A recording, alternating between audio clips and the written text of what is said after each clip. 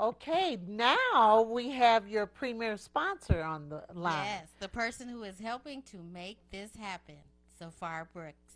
Good morning, Zafar. Oh, oh, he Oh, called back. He'll call back in just a moment. so while we're waiting, I guess you guys want to talk a little bit about the luncheon, just to give you a little Yeah, background. let the audience know Okay. what it's about. Well, it's been around for 5 years, and basically it's a tie-in to the automotive industry, sort of like an Academy Awards of the auto industry. So the first half of the event is recognizing ethnic groups in the auto industry in an Academy Award style setup. And then we bring in a celebrity keynote speaker to talk about marketing and branding. So it's more like edutainment. It's open to the public. So if you're a business owner and you want to take your business to the next level, there are all types of executives there from the auto industry, advertising agencies, and it's in an intimate environment where you can just walk up to, an executive and talk to them and, network. So it's a great opportunity. It's a wonderful event. I've been Hmm. to all of them. In fact, I wrote a poem about it You too. did. You I wrote did. a You poem did. about it. We have Zafar Brooks on the line. Good morning, Zafar. Hello. Good morning. How are you? Good morning, Brenda. I am well. How are you? Fine. We have that beautiful picture. We just had that picture of you standing in front of that beautiful Hyundai. And we have Cheryl here, and we have another co-host, Tamika, here, Good and she, morning. yeah, and we're going to start good with morning. Cheryl. Oh, Good morning, everybody. That picture was taken right there in Detroit at Focus Hope. So was yeah, it? looking forward to being back there again this year. Wow. And Safar, you're calling from California right now, right? I am indeed. I am indeed. I'm calling from the land of rain and cold for us this morning. We I might say this is heard. our version of winter snow. I Traffic heard jams, it's late it's starts, but it's raining pretty good out here. I heard it's unseasonable. You know, It is. It is unseasonable. I heard something on the news this morning, something like since 2010 we haven't seen this kind of rain. We don't get much rain, so I shouldn't overstate it for your listeners and viewers. But for us, this 2-3 inches is considered a lot of rain. right, right. Well, Cheryl's going to start off asking you a question, so Good morning, Cheryl. Good morning. So my question is, Hyundai is the proud sponsor of the Ajma Group's Multicultural Media Luncheon, and we appreciate you helping us to make this event happen. What impact do you think this event has had on the North American International Auto Show and the automotive industry?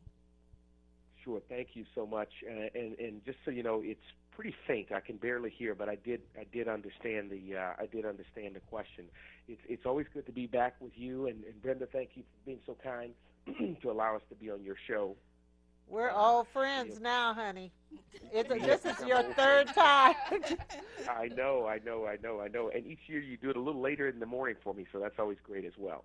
I think the first time we did this it was about 4 o'clock my time or something. I don't know. Oh, Yeah, But yeah, it with was. respect to the Multicultural Media Luncheon and this year's North American International Auto Show, both, we're just very excited to attend both again this year. Time flies. I mean, it literally seems like just a few days ago, that we were on the phone and we were talking about this event, and now we're just around the corner, 30 days or so away from 2015, which is quite exciting. Both of these events are important to the auto industry. Of course, the North American International Auto Show has been a platform that's seen literally around the world to showcase the direction and the excitement in the auto industry. Millions of Detroiters come out just to enjoy the products that are displayed and get a glimpse in the future. And I believe it has a meaningful impact also on the economy there in Detroit. So the North American International Auto Show is important on just so many levels. As I said, directly to the economy, a little glimpse of the future, and to showcase the direction of where the auto industry is going. And more importantly, or particularly to the Multicultural Media Luncheon, we're just extremely pleased to be a partner with Cheryl in this event. I think this now is our third year. Yes. It is just a class affair that we're proud to be a part of, as I said. Well, while there are sort of the cool technologies that you're going to see over at the auto show and get a little glimpse of the future, it is important to note that there are many women and men and minorities that are key contributors to that success, from the executive level to engineering to marketing to design. Women and minorities are contributing to the success of these organizations. And the fact that Cheryl has developed this platform to recognize these amazing talents from across the industry is to be commended, and we are very grateful for her for so doing. So it's always a well-organized event. I heard her say in the opening about edutainment. I think that's a great word because there is a bit of both there. The talent is fantastic each year, and I learned something. And, of course, the food there in Detroit's pretty good as well. So we're excited to be coming back there in January this year. You know, you sound funny because I used to get my kids to go anywhere. I'd always tell them they're serving food. So, you know, food is the thing. Well, Hyundai's design manager, and I must tell you, I stop and I look at the Hyundais that are on the road now. I mean, they are so very sharp. Very sharp. Andre Hudson, he's nominated for the 2015 Visionary Award for Design and Engineering at the Multicultural Media Luncheon. Mr. Hudson, and we do have a photo of him, has led the design teams for Hyundai Sonata and Hyundai Equus. Excuse me, everyone. What response do you receive from people who have an opportunity to see and touch these vehicles when they're on display at Hyundai events? Yeah, no, that's a really great question, and thank you for commenting about Andre. I mean, Andre's the real deal. First of all, we're really proud of Andre for the body of his work. He's a good friend. In fact, I think he truly reflects a creative and forward-thinking spirit in that design role. And he's a product of Detroit. Andre's done some just fantastic work at Hyundai, and I look forward to seeing more amazing work for him in the future. It was just a few short years ago, 2009, when Genesis won the Car of the Year there in Detroit, and has since won a host of other awards. And the all-new Genesis, the 2015 Genesis, a car which I drive, by the way, has made the finalist list again this year. To be among for that prestigious honor. In fact, this year Hyundai has two of the entrants in the final 10, the Genesis and the all-new Sonata, both of which are on the final list for the North American Car of the Year. And very proud that Andre has been a part of that, of course, in designing Sonata and Equus, as you said, and his contributions to the team. But what response do I give to people who see Hyundais at the vehicle events at the show? Right. I think is the question you asked. Yes. Well, the normal reaction I hear from people is excitement about the Hyundai brand. You know, this brand has come a long ways in a very short few years. We're still a young comer in this industry, with it being about 29 years old. Well, but we have a range of vehicles from basic transportation to compact SUVs to hybrids to a full-size luxury sedan you mentioned in Equus, and now a cutting-edge hydrogen fuel cell Tucson.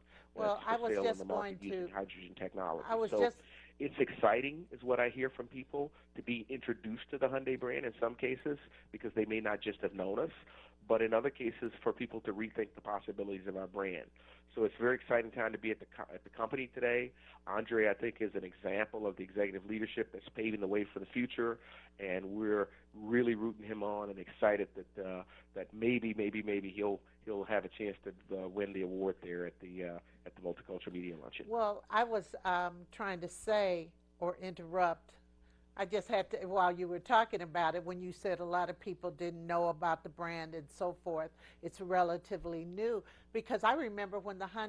And so sometimes people are so in awe over the name and over the status and over the zeros that fall behind the paychecks, they don't want to say anything. Right. And so I hold those persons accountable too, because there was someone in his immediate circle who knew that something was off and didn't say anything.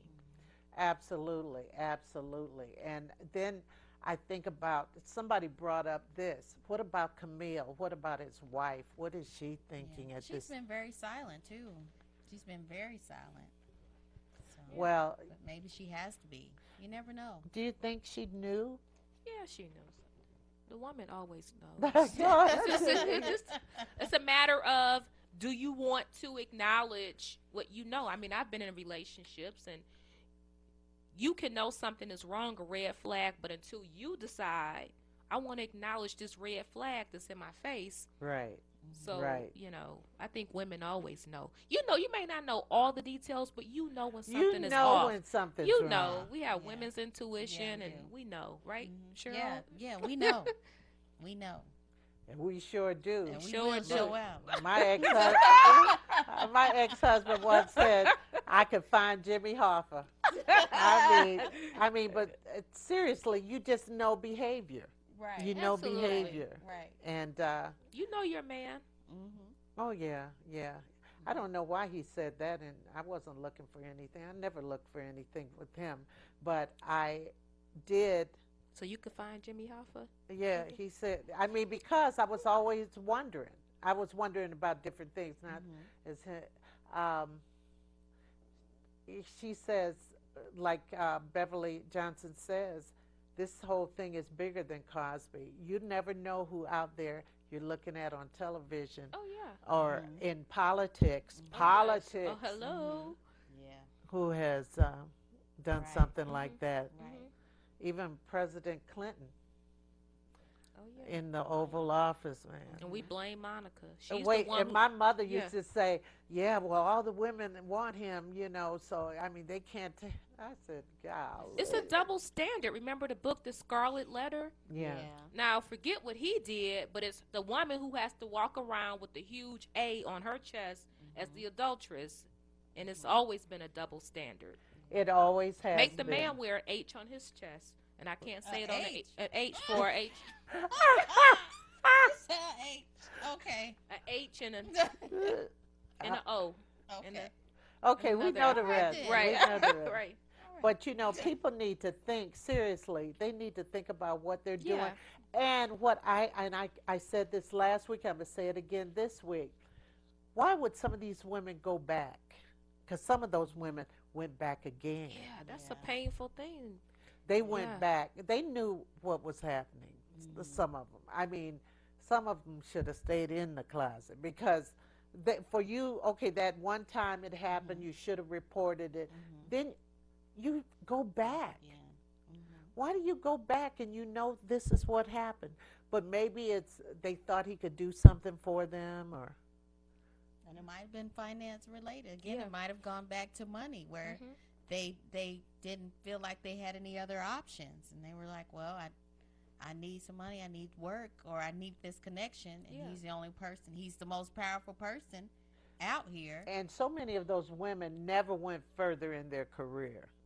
No. I mean, from Yeah. the 70s and later than that. I mean, and they said some of this happened while he was doing the Cosby Show. I'm sure. But when somebody is slick, maybe they're throwing you, if maybe they paid your rent one month and they're kind of teasing you with situations, I mean, you can be very vulnerable and almost be like in a mental fog. Yeah. And so when you're in it, it's kind of difficult to pull away. And then years later, you're like, oh, I was so stupid. How did I allow that to happen?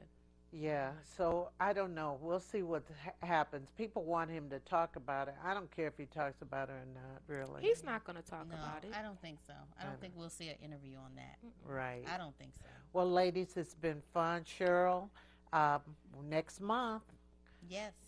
we will see you Very before excited. then. January 15th. 115. And almost all sold out. Yes. Congratulations. Congrats, you. Cheryl. Yes. Everybody, we'll see you again next week with Table Talk with Brenda Perryman, and we'll have a full lineup of topics that day.